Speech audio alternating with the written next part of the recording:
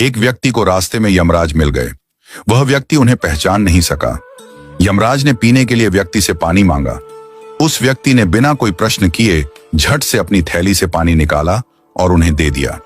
वृद्ध ने कृतज्ञ होकर जल पिया और फिर कहा, वत्स, मैं यमराज हूं। आज तुम्हारी आयु पूरी हो चुकी है और मैं तुम्हारे प्राण हरने आया हूं।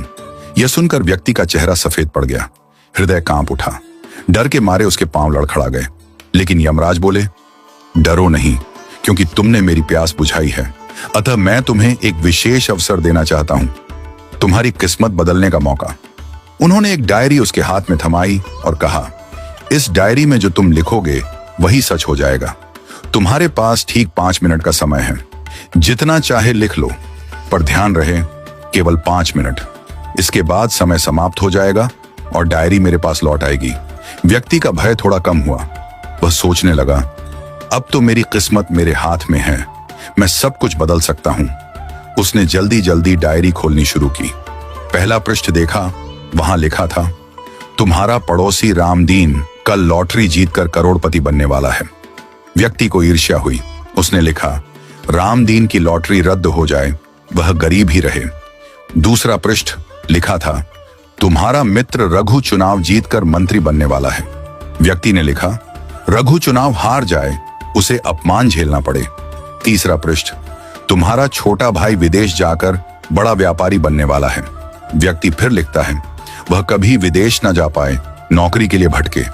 इस प्रकार वह एक एक कर पृष्ठ पलटता रहा और हर पन्ने पर दूसरों की खुशियां मिटाने लगा।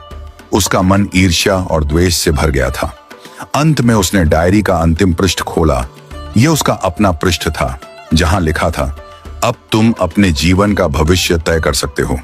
वह मुस्कुराया, पेन उठाया, लेकिन तभी एक ठंडी सी आवाज आई, वत्स, तुम्हारा 5 मिनट का समय समाप्त हो चुका है।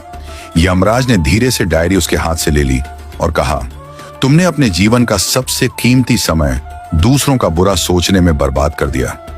न स्वयं के लिए कुछ लिखा, न अपने जीवन को सुधारने की कोशिश की। यह अवसर तुम्हें ईश्वर ने दिया था, पर तुमने अपनी दुर्बुद्धि से उसे खो दिया।